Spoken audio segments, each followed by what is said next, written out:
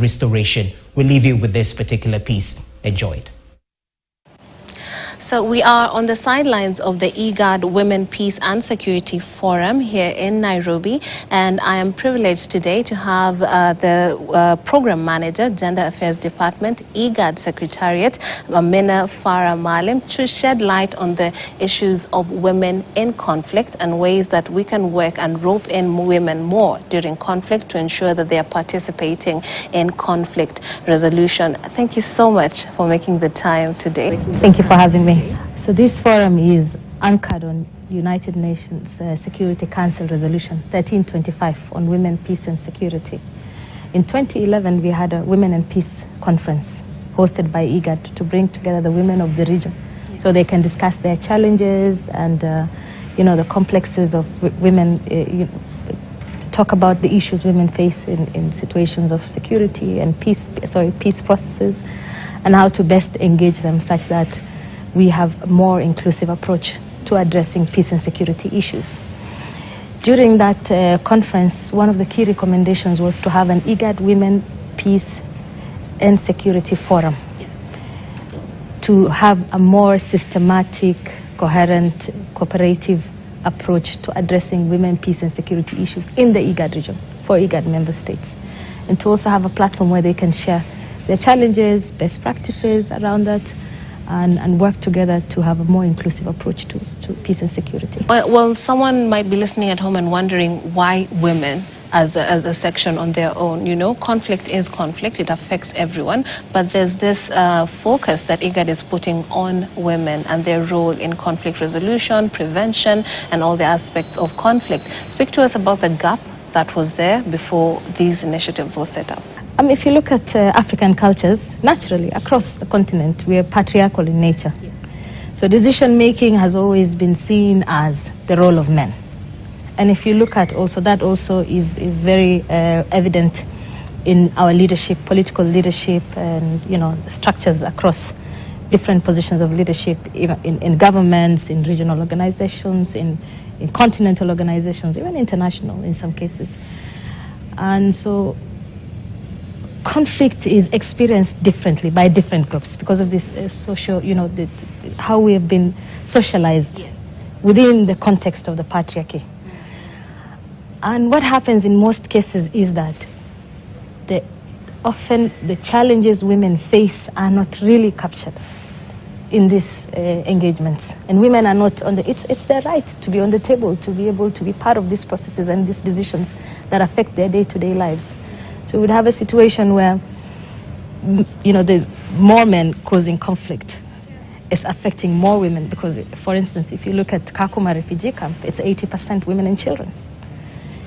But then again, the women are not on the table as part of the decision makers. And by women being on the table, they bring different perspectives, even when it comes to the solutions and the dialogues, right? Exactly. Okay. Let's talk about the IGAD region. Of course, in Africa, unfortunately, we do have ongoing conflict. In West Africa, you see all these coups that are happening, destabilizing the situations. We have situations in Central Africa and, of course, the DRC. But in the IGAD region, the hot potato, so to speak, right now is Sudan. Tell us about some of the work that IGAD has been doing, and when it comes to women, what have you been able to witness?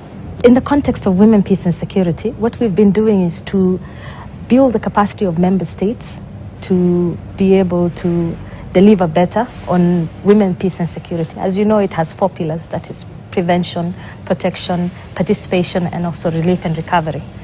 So we've been working together with member states to build their capacity on that, to create a platform where they can share their different experiences, best practices as well.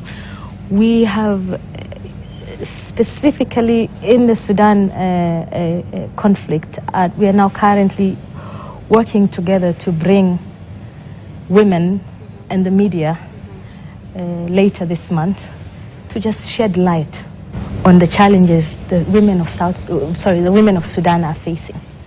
here because the situation is really bad. I'm sure you have interacted with women in Sudan. You've talked about the many women and children in Kakuma and the refugee camps. Explain to us how dire the situation is, because sometimes these just wind up as numbers on sheets of paper. But I do believe you have had one-on-one interactions with women in these conflicted regions. Tell us about some of the stories that you've seen and heard. For Sudan, I remember we co-hosted a webinar, a live session with women of Sudan and the African Union and our partners, UN Women, and some of the stories were really sad, you know. We're looking at no electricity. That means people who are undergoing through dialysis, people who are giving birth, mothers, you know, having challenges, people who, some of them even dying. But when we look at specifically on the women, there's an increased cases of sexual violence against women. It's very sad. There's an increased case of children now being taken in as child soldiers, which is also extremely terrible. You know, literally everything is disrupted in Sudan, and it's really sad because at the end of the day, the most vulnerable in these communities are the women. Okay. You know. That really, I mean, is important to bring out, especially when it comes to maternal health care. It basically goes down the drain. Speak to us about the fallout, because now when you're talking about people needing dialysis and not being able to access the facilities for that, no electricity, and of course with maternal health going down the drain, higher mortality rates, right? And this is not just as a direct impact of the conflict, it's also because of the ensuing fallout. And speak to us about now how that will be made better if women are included in the peace process. It's very important. Before we get to the peace process, I would also like to acknowledge that women are not only victims, they're also solution givers. If you look at Sudan now, there's so many women groups that have come forward helping with, you know, trying to provide emergency services, get people out of conflict zones, and trying to help people cross the border, you know, medical aid, among other things. So they've really organized themselves in such a way that, you know, they're trying to do the most for their country, such that their country doesn't completely fall apart and become a war zone, complete war zone. But when it comes to peace processes, I believe women have the capacity and the competencies to make decisions that affect them. And they have a right to be included in these processes in such a way that their needs are addressed. If we look at the Sudan issue, the two principals that are fighting are men. Yes. Yeah. But the people bearing... The people experiencing, yeah, the sexual violence, mostly women. People are being killed. People are being bombed. And, you know, that really just devastates the entire societal fabric and structure of that community. And if we have women on the table, we're able to have more inclusive decisions that are able to, and you know what they say about peace processes that are inclusive? They have better outcomes. Yes. They have long-term solutions.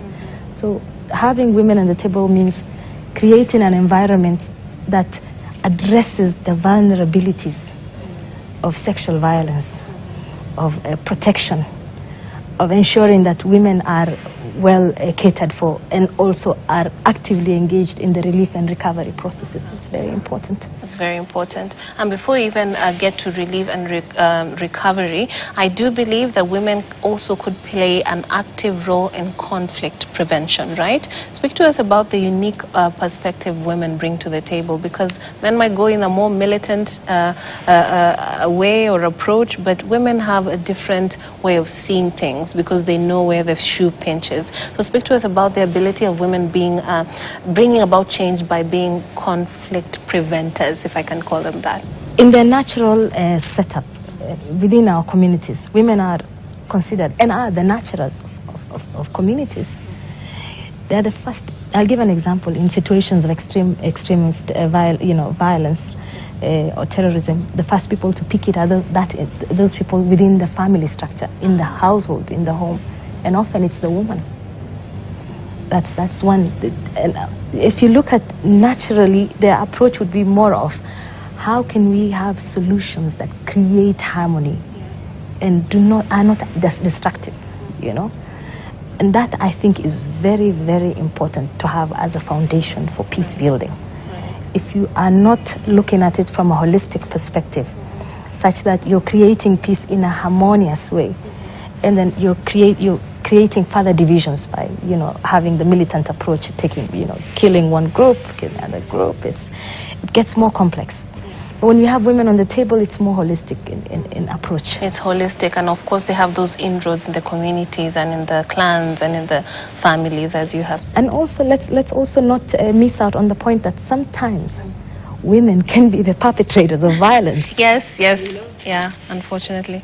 In my local culture, I know back in the day, when women want to call up drums for war, they actually sing songs to make the men feel like if you're not going for it, then you're weak. I see. So, the ego is there. Yeah.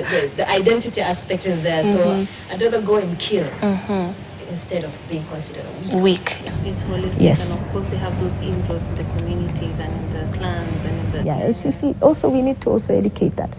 And also look at women not from a traditional angle, but also from the realities that we have as societies, as perpetrators, as solution givers, and as also vulnerable,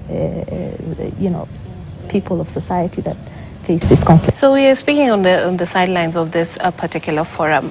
What are you hoping to get out of this particular meeting, and of course have some ripple effect in communities that are in conflict or on the brink of conflict?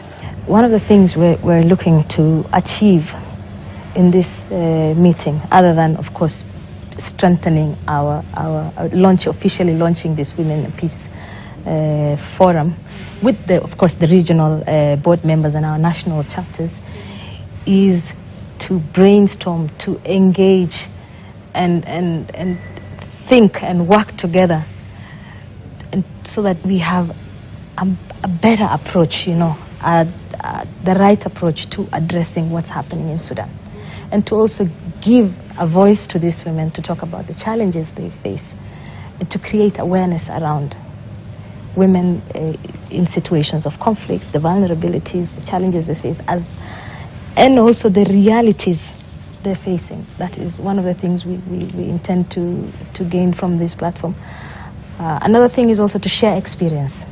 Yeah, because different countries have different challenges when it comes to peace and security.